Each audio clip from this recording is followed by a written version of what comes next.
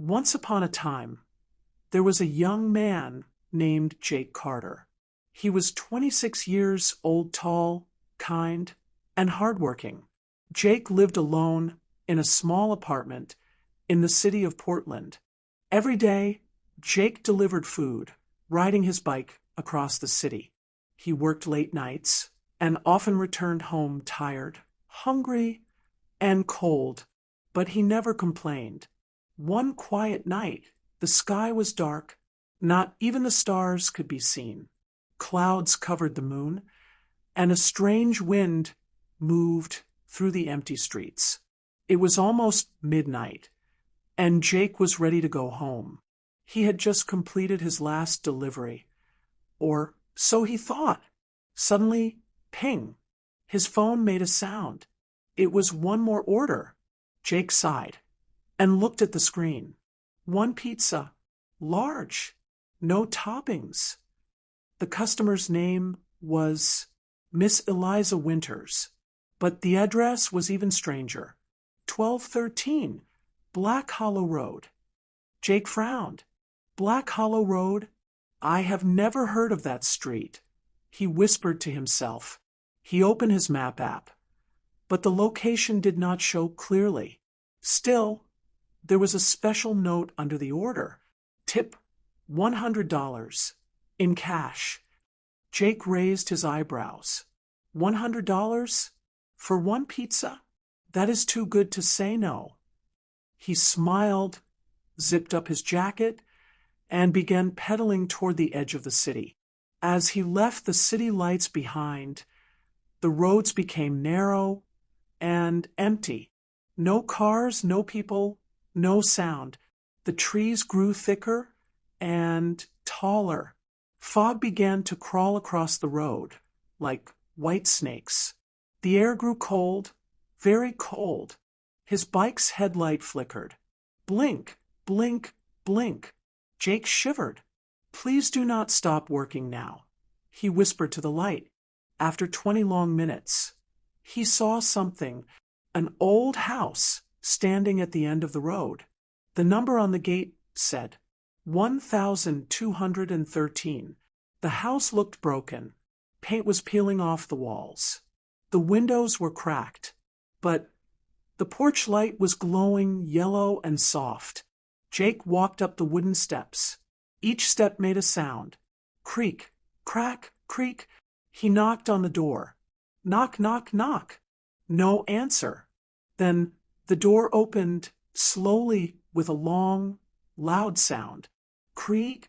Jake stood still. Hello, he called out.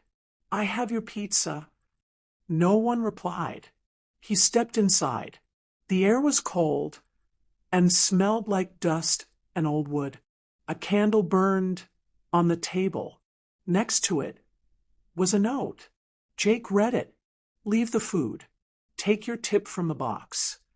Next to the note was a small wooden box. He opened it.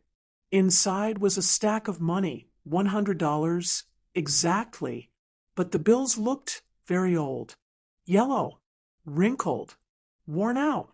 Jake placed the pizza on the table, took the money, and turned around.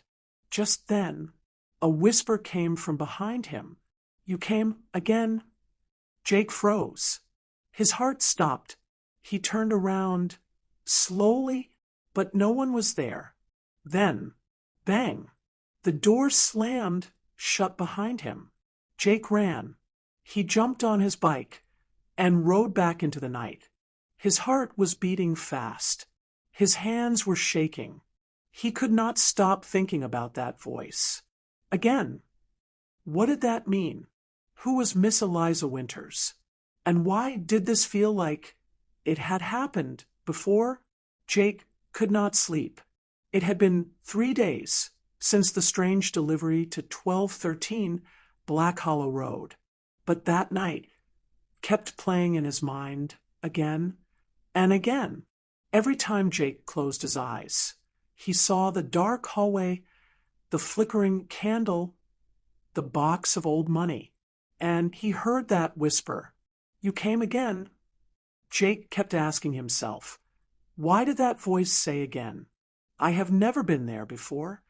Have I? He looked at the old money on his table. It smelled like dust. And something else, something strange. He tried to search the address online again, but nothing came up.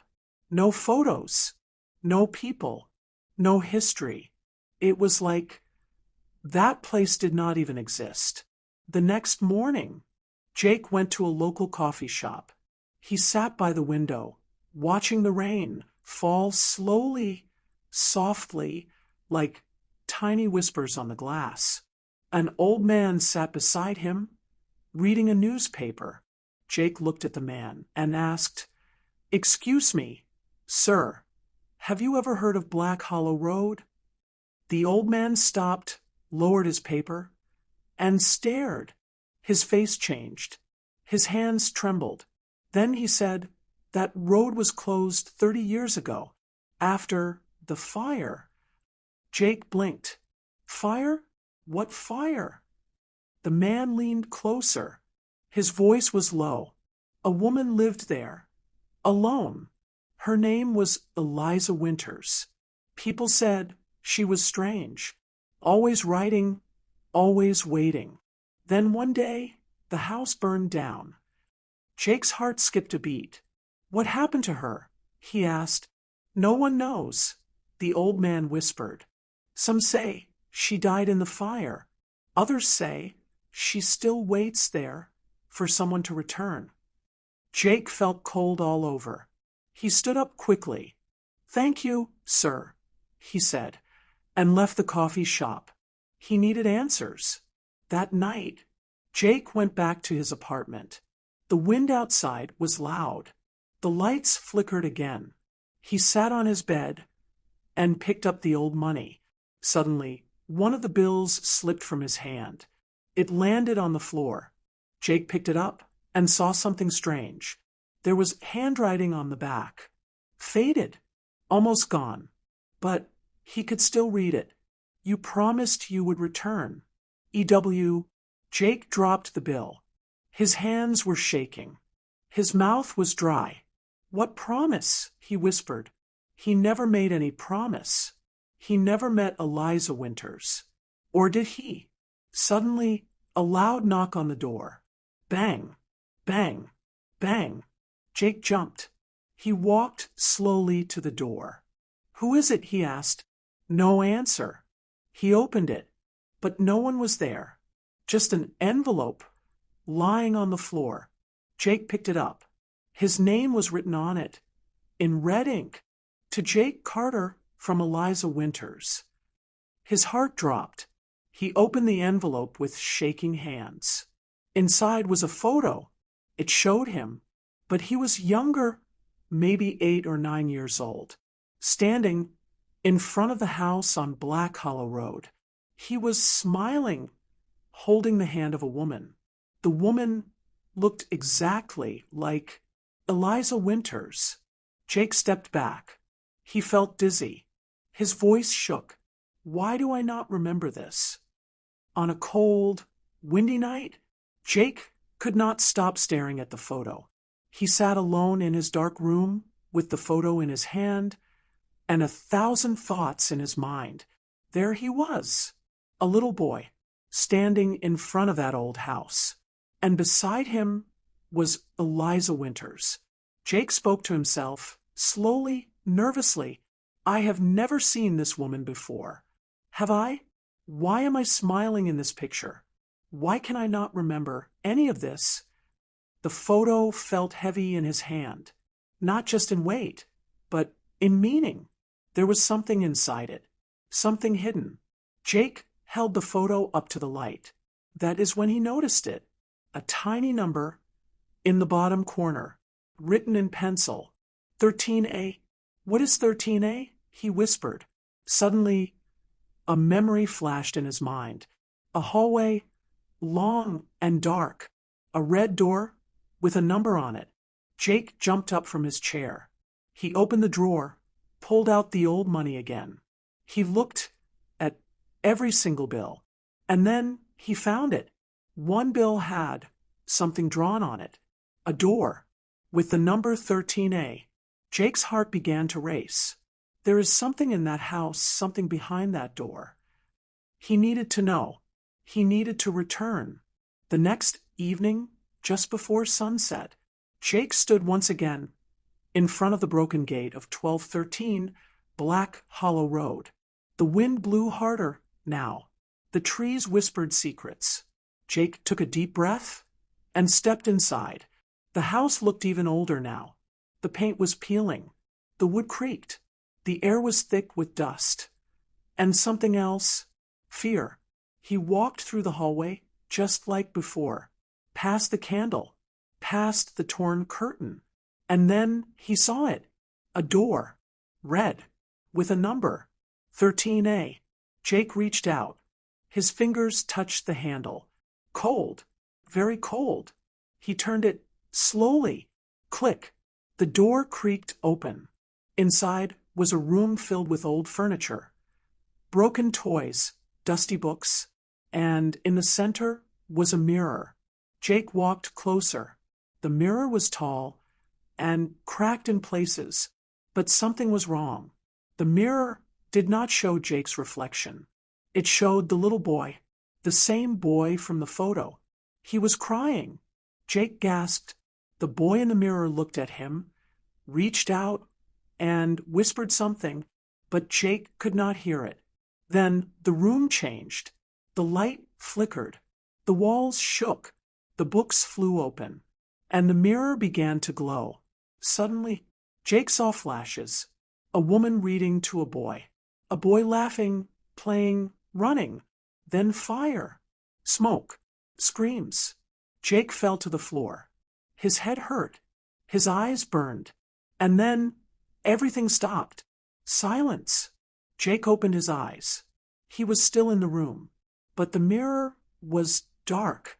He stood up, slowly, and there, on the wall, was something new, a sentence written in red. You were the boy, Jake. You promised you would return. Jake backed away. No, he whispered. It can't be. But deep inside he knew. Something had been hidden for a long, long time, something forgotten, and now it had returned. The wind howled outside as Jake ran down the hallway, away from the mirror. His hands were shaking. His legs felt weak. What is happening to me? He whispered, looking back one last time at the red door. What did I see in there? He left the house quickly, but his mind could not leave what he had just experienced. He walked back home in silence. That night, Jake could not sleep.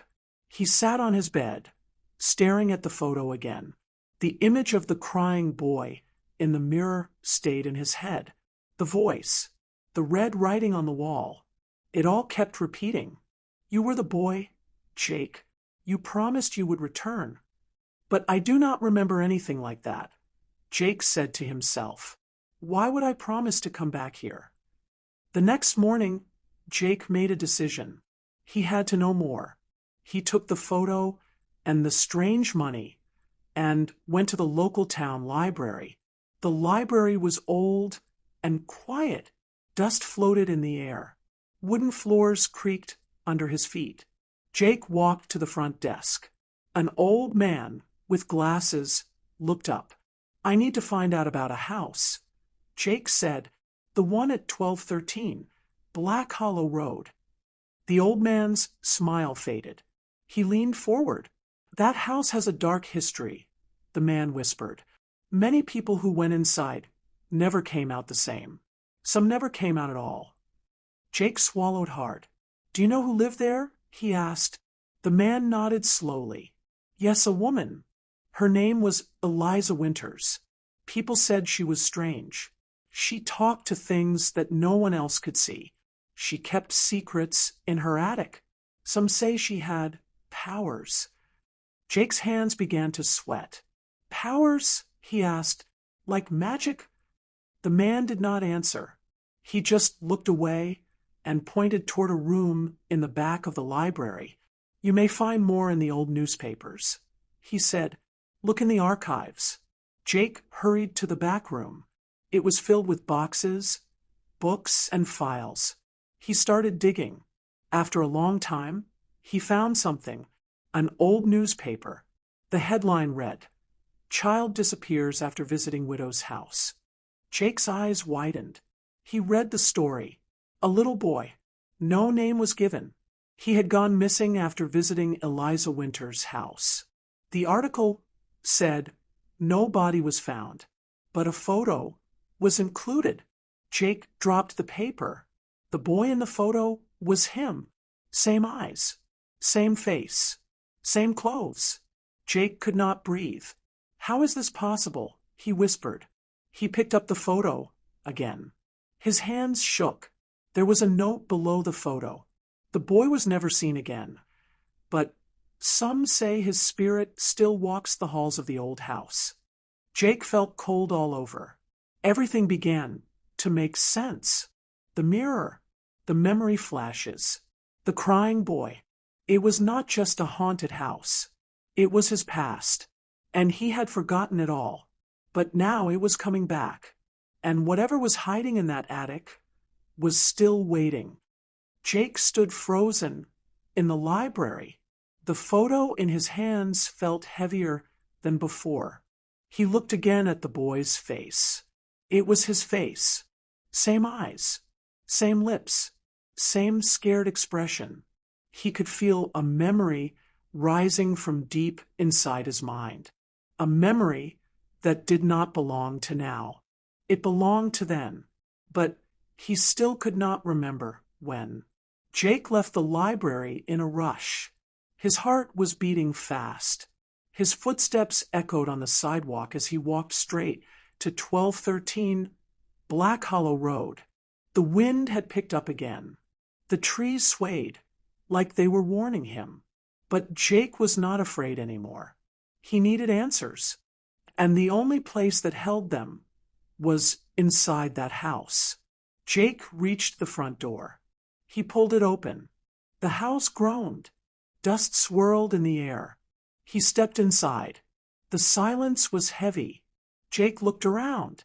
The photo was still there, lying on the floor. So was the strange coin. He picked them up and walked slowly to the stairs. They creaked under his weight. Each step felt colder. As he reached the top, he turned left. At the end of the hallway was a door he had not opened before. It was different. It was painted black. No handle, no keyhole, just a carved symbol. A circle with a triangle inside it. Jake placed his hand on the door. It was ice cold. Suddenly, the symbol glowed red. He pulled his hand away, but the glow stayed. The door made a soft click. Then it opened on its own. Jake stepped inside. The air smelled old and full of dust. It was the attic. The room was filled with boxes, furniture, and old books. There was something else too. A rocking chair. And in that chair sat a woman. She was dressed in dark clothes. Her long white hair fell down her shoulders. She was facing the window, her back to Jake. Jake wanted to speak, but no sound came out. Then the woman spoke. "I knew you would come back," she said softly. "You promised." Jake felt cold all over. Who are you?" he asked. The chair creaked as she turned. Her eyes were glowing pale white. Her voice was calm, but her smile was not. "You do not remember me?" she asked. "You were just a little boy. You came here looking for your mother." Jake's head hurt. Images flashed. A woman crying. A little boy running. A door closing. Darkness. Jake fell to his knees. "I do not remember," he whispered. "You were part of something, Jake," she said. "Something very old. Something that must be finished." Jake looked up, his hands shaking. "What do you mean?" She stood. The room began to shake. Lights flickered. Wind blew through the attic, though the windows were shut. You are the final piece, she whispered, and when the full moon rises, you will remember everything. Jake wanted to run, but his body would not move. The door behind him slammed shut. The last thing he saw was the woman's hand reaching toward him. Then everything went black. Everything was dark. Jake could not see anything. He could not move. He could not speak, but he could feel. He felt cold air around him. He felt his heart pounding in his chest. Then, slowly, his eyes opened. He was lying in the middle of a circle, a glowing red circle. Symbols were drawn around him, shining in the dark attic. The woman stood nearby, whispering something in a language he did not understand. Candles floated in the air. The wind howled outside, even though the windows were closed. Jake tried to stand, but his body was too heavy. "What are you doing to me?" he asked, his voice weak. The woman looked at him with a calm smile. "I am setting you free, Jake," she said. "You just do not understand yet." "I do not want this," Jake said. "Please stop." She knelt beside him. "You came here for answers," she said.